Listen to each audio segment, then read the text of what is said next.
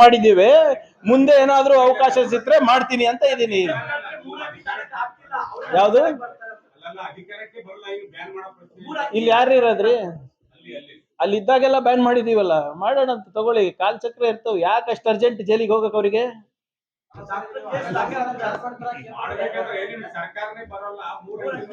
ಹೌದ್ರಿ, ಅವ್ರಿಗೆ ಯಾಕೆ ಅಷ್ಟು ಅರ್ಜೆಂಟು? ಕಾಯ್ಲಿ.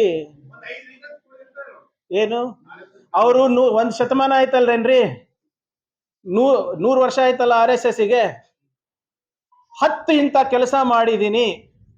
ನಮ್ಮ ರಾಷ್ಟ್ರದ ಸಬಲೀಕರಣಕ್ಕೆ, ನಮ್ಮ ರಾಷ್ಟ್ರವನ್ನ ಕಟ್ಟುವ ಕೆಲಸಕ್ಕೆ ನಾವು 10 ಕೆಲಸ ಮಾಡಿದೀವಿ. ಆರ್ಥಿಕ ಸಮಾನತೆ ತರ್ಲಿಕ್ಕೆ 10 ಕೆಲಸ ಮಾಡಿದೀನಿ. ಸಮಾಜದಲ್ಲಿ ಐಕ್ಯತೆ ತರಕ್ 10 ಕೆಲಸ ಮಾಡಿದೀನಿ ಅಂತ ತೋರಿಸ್ಬಿಡ್ಲಿ ಸರ್. ಎಲ್ಲಿಂದ ಬರ್ತಾ ಇದೆ ಸರ್ ದುಡ್ಡು ಅವರಿಗೆ? 300-400 ಕೋಟಿ ರೂಪಾಯಿ ಆಫೀಸ್ ಕಟ್ತಾ ಇದ್ದಾರೆ, ಎಲ್ಲಿಂದ ಬರ್ತಾ ಇದೆ? ಏನಕ್ಕೆ ಅವ್ರ ಫಂಡಿಂಗ್ ಅಷ್ಟು ಒಪೇಕ್ ಇದೆ? ನಿಮ್ಗೆ ಗೊತ್ತಾ ಇದ್ರೆ ಹೇಳ್ರಪ್ಪ ನನಗೆ.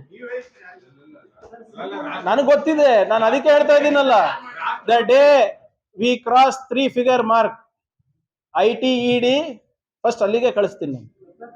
ನಾನು ಹೇಳಿದ್ದೀನಲ್ಲ ಇವ್ರೆ, ನಾನು ಬಹಳ ಸ್ಪಷ್ಟವಾಗಿ ಹೇಳಿದ್ದೀನಿ.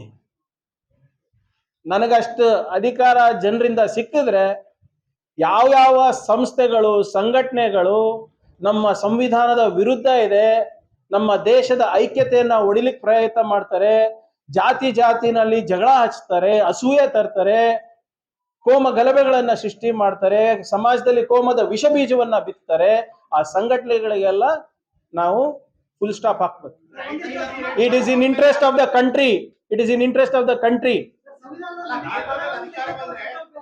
ಇವರು ನೋಡಿ, ಕೆಲವು socialist and secular 4 supreme court case ಆಗಿವೆ. ಆ ಪದಗಳು ಇರೋದು ಬಹಳ ಇಂಪಾರ್ಟೆಂಟ್ ಇದೆ. ನಮ್ಮ ದೇಶದ ಏನು ಒಂದು ಸಮಾಜದ ನಮ್ದಲ್ಲಿ ಏನು ಕ್ಯಾರೆಕ್ಟರಿಸ್ಟಿಕ್ ಅಂತ ನಾವು ಹೇಳ್ತೀವಿ, ಅದು ಸೋಷಲಿಸ್ಟು ಇದೆ, ಸೆಕ್ಯುಲರು ಇದೆ, ಅದಿರ್ಬೇಕು ಅಂತ. ಅದು ಓದ್ಕೊಳ್ಳಿ ಅವರು. Including SR Bommai case. SR Bommai case ಅಂತ ಅವ್ರ ಪಾರ್ಟಿದವ್ರದೆಲ್ಲ ಫಸ್ಟ್ ಅದು ಓದ್ಕೊಂಡ ಕೇಳಿ ಅವ್ರಿಗೆ ಕರೆಕ್ಟ್ ಆಗಿ.